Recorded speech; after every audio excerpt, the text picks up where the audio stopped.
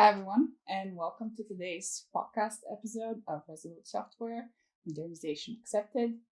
I'm Veselka Ilieva, and I will be your host for today, and I'll take you through a very interesting topic, which is basically modernizing for success.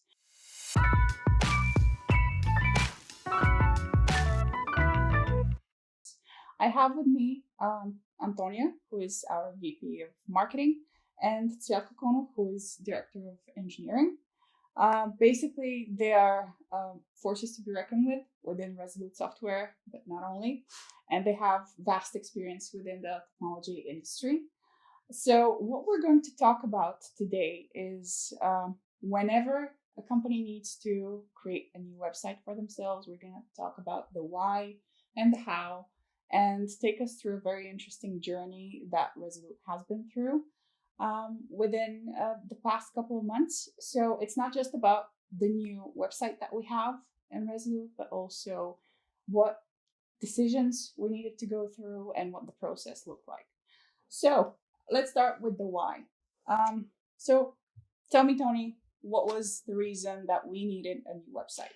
So first, Vesi, hi, and hi everyone. Thanks for the opportunity. Why is probably the most important question a business needs to answer before jumping into a large scale, very resource intensive project as a website overhaul. And clearly, it doesn't really matter how many pages your website has, like 50, 500 or 5. It's usually a costly project. It takes a while. And obviously, the first thing that we did was to get together within the business organization, sit down together with the Resolute founders, and decide why we are doing this. Like, what are the goals? What are we trying to achieve? And we came up with 3 primary goals that we wanted to um, really achieve with this overhaul. And the first one, maybe in perspective, the old website was kind of launched with the launch of Resolute Software as a company. It used to be more of an informational, educational, if you will, type of website. Its purpose was to really accommodate the few services that we offer at this point. Obviously, for example, Salesforce as a service that we offer came later, so we had to kind of find place on the website, accommodate the user journey of different type of persona for this service.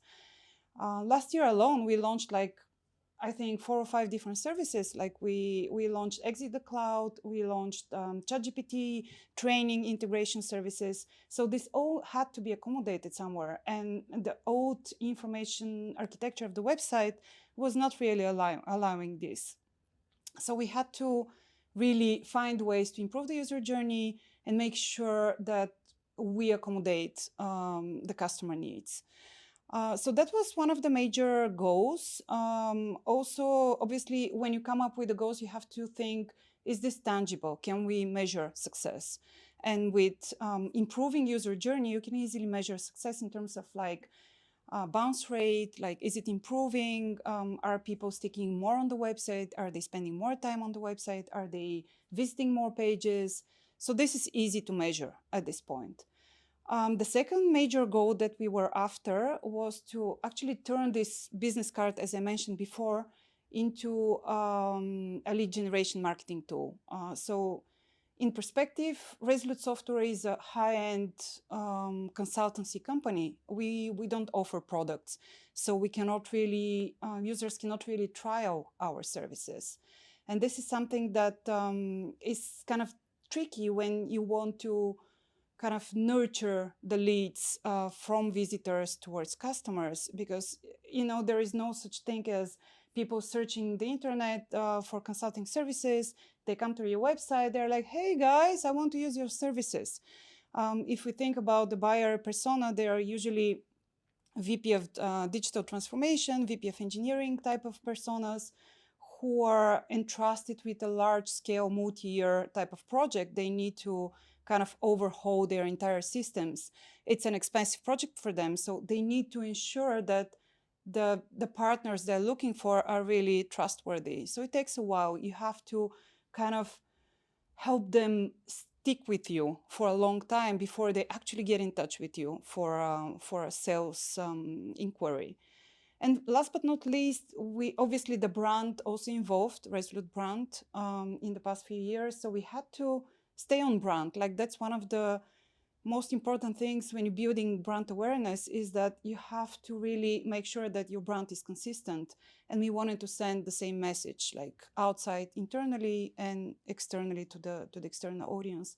So these were the three major objectives that we wanted to achieve with the new website. Yeah, and I really agree with you on that. And I think that the main purpose of the website is to showcase what amazing people we have on board and what really good consultancy practices we can give to our customers, and really show that we bring more to the table than just, hey, you need a website, we're going to give you a website. It's a whole process. Right. So it's more than just providing an end user service at some sort of low cost. So, talking about the business challenges, I guess, is one part of today's conversation. But then again, why from a technical perspective? I mean, I know that the business always kind of gets into it, but let's talk about the technology. Yep. Thanks, Vesi, and hello, everyone. Um, so, while we're talking about the business challenges, there are also technical challenges and even technical requirements that does not come directly from the business. What we wanted to explore from the very beginning is to collect more insights about how this new tool is going to make what marketing and business organizations are doing much more efficiently, which is the technical solution which would empower the team to reach their goal with minimum effort and kind of uh, create a wrap around the process and the expectations that the stakeholder have in terms of how the system would behave to hit the marks. So this was one of the first thing that we explored with um, kind of a customer interviews. Basically, we spent a lot of time talking with the stakeholders to understand exactly what would be the best fit for their needs.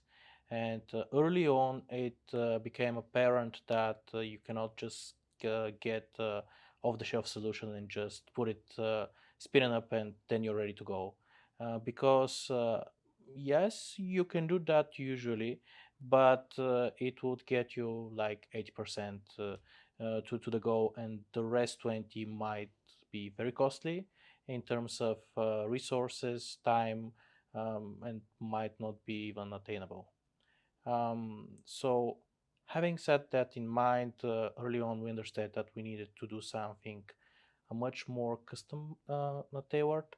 But also we try to be mindful that you don't need to reinvent the wheel if you can find the good building parts for the final solution. So this is how things started. Um, Moving further, what was also interesting is how do we integrate a process that fits the challenges but also the goals of the project.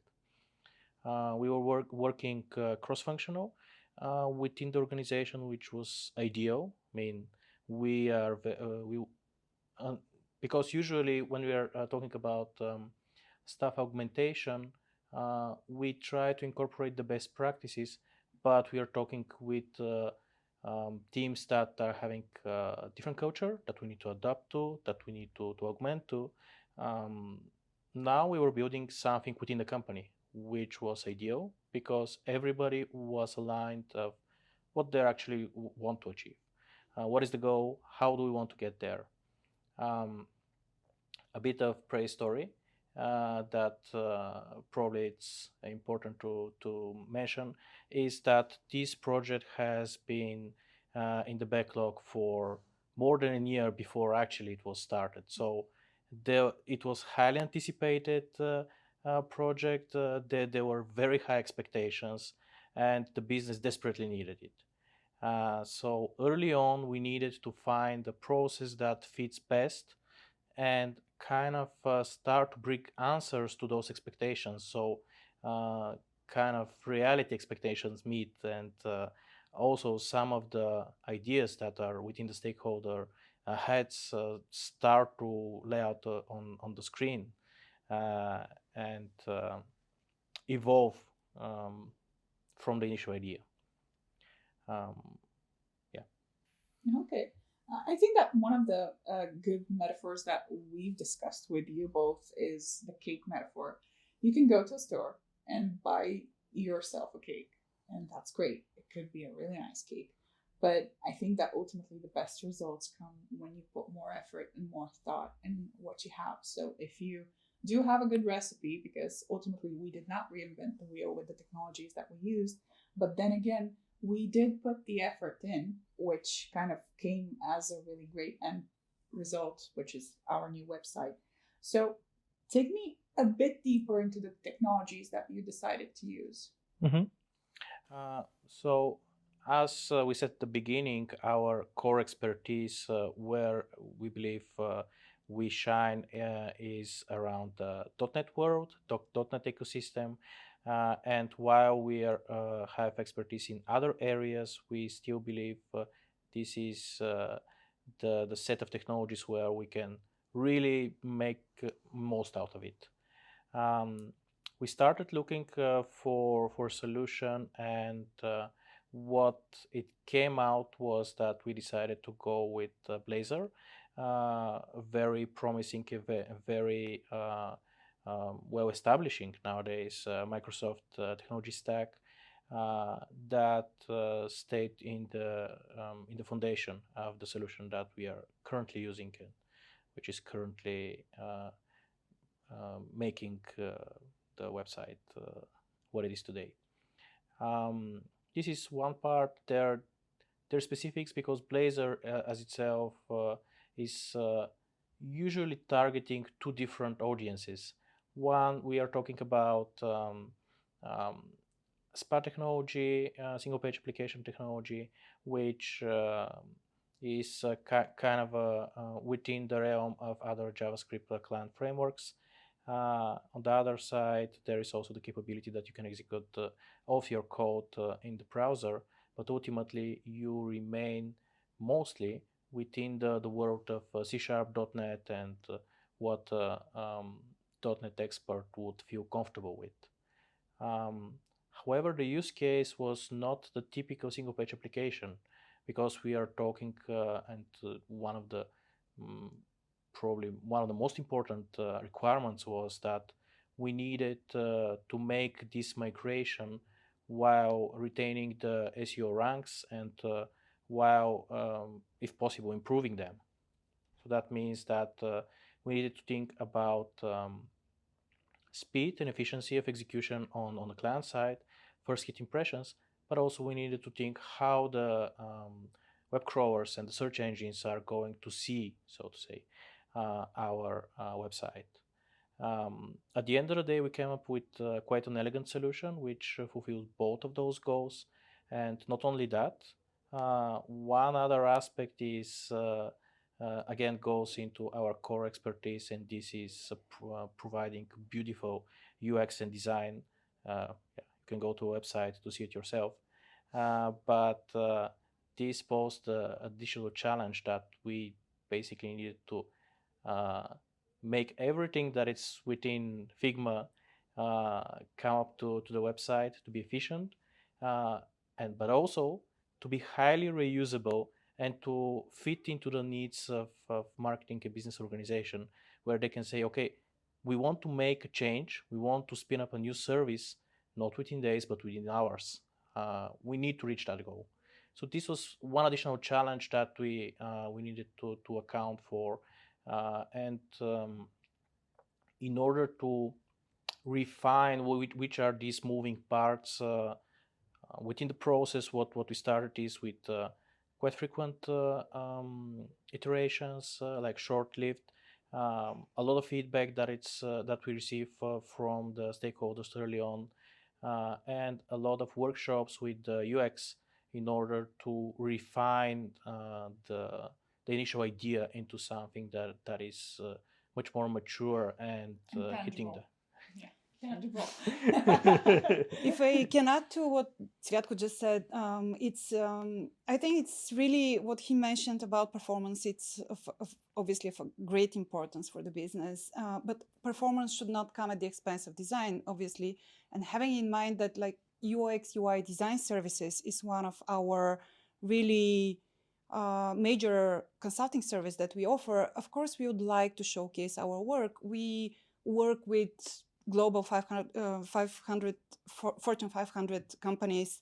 We cannot really showcase our work, but at least we can show our skill set this way. So yeah, it was really important to actually play our game, not really use any ready-made solution because it was not able to show our capabilities.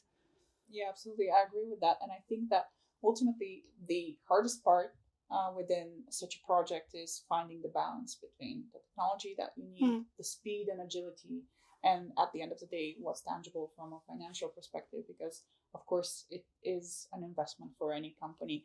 But I think that you guys did an amazing job. Honestly, I Thank really you. like our website. So I know that you both were very, very heavily involved in the process of the website, and I know it was a journey. So I'm kind of interested to hear about, the kitchen stuff. So what's interesting to know about what it took to build this? It took a lot of patience, obviously. It took a lot of teamwork, really, real teamwork. I think by the end of the project, but not only by the end, I think throughout the project, we managed to really build an amazing team and the velocity really sped up going forward. We started obviously with charting, started working hand in hand, marketing and design teams, trying to lock in the design team. And that was the first milestone that we basically had. Obviously, our internal stakeholders, internal gatekeepers are Resolute owners. So we had to ensure that we have green light from them, that's the theme they all like, and that's really on brand. And we continue with this approach. And that took a while, obviously, because there are a lot of creativity floating, a lot of ideas, a lot of back and forth, a lot of things going on out there that you can, get your hands on and use and leverage for this project. So it was really critical to kind of stay focused and okay, we have a deadline. We have to ensure that we have this approved by say end of this month, and then we have to start really outlining the whole process and prepare a timeline. When is development getting in, and how we're gonna move on wireframes, design, content, wireframes, design, etc., etc. So that's how it started basically.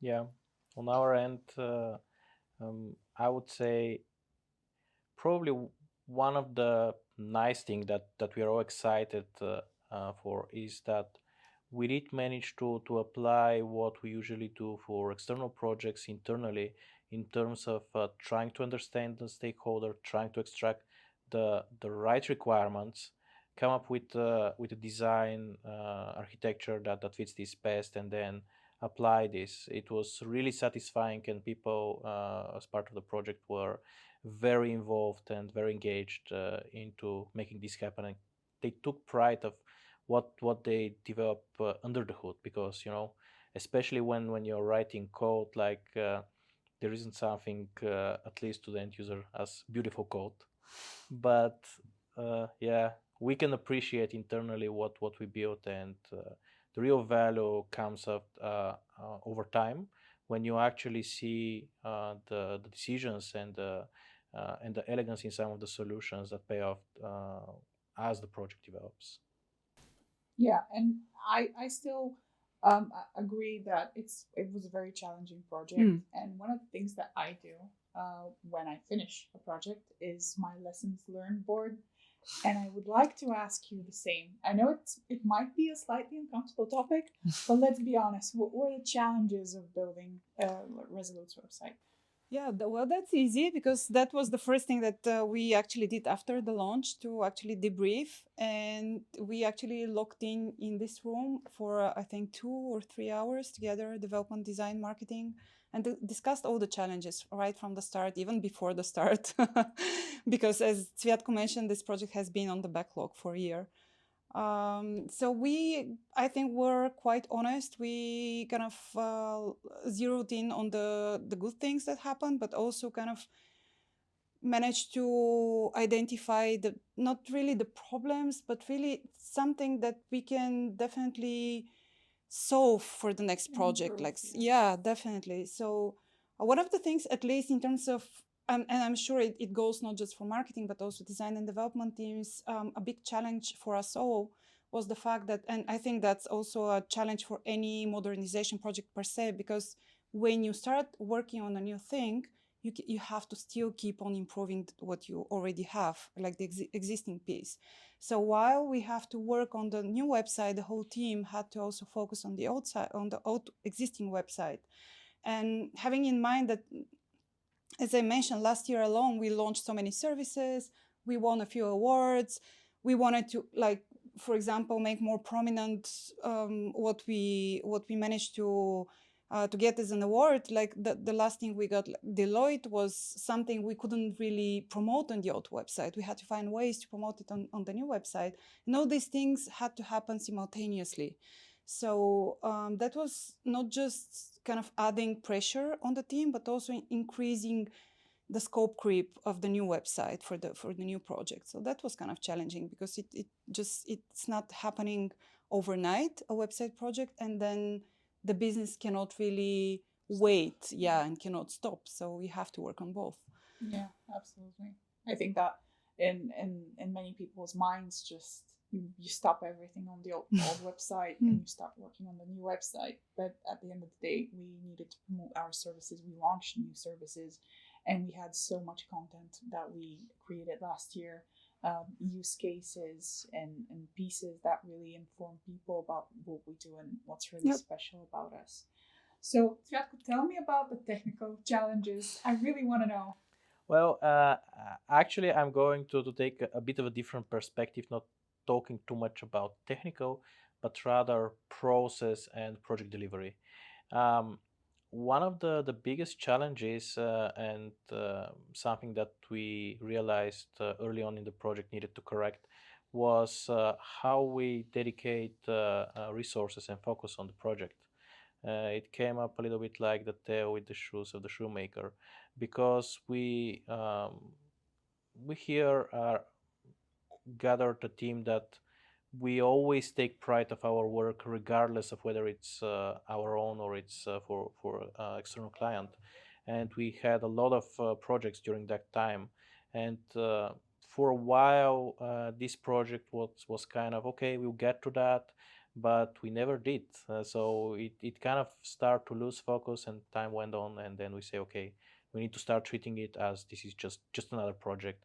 We need to focus, we need to have a goal, we need to assign resources, and we need to start moving on, because if you're engaged, if you're focused, then you start to gain velocity, and then you get more productive as time goes by. The other thing that it's worth mentioning is, even though we do focus on getting feedback on our delivery, we realize that we can be even more, how to say, persistent into getting that feedback, because early on in the projects, the stakeholder might not be as engaged into the delivery of the project, or asking the right question that early on. So we are the ones that we need to kind of guide them to say which are the areas that they need to focus on, because if you get those answers early, you have a lot of time to steer and to make it as useful as possible to the people using it. Yeah, regardless if it's an internal or an external project, reading your client and asking the right questions is a very important part of the process. And here I must ask, what was your favorite part of this project? And is there something small that you really will cherish going forward? To me, definitely the building of the team and how we managed to, especially the last month of the project, with projects, especially long-term projects, it's like it's really like a hackathon kind of feel. And we managed to really build the emotions, the psych, the the work, the schedule, everything that we needed together to actually be a team. And it was great as a feeling. Yeah. Yeah, I must agree on that. Um, there were definitely a lot of those moments. One that I vividly remember was close to the release date, like it was 1 2 days before the release date.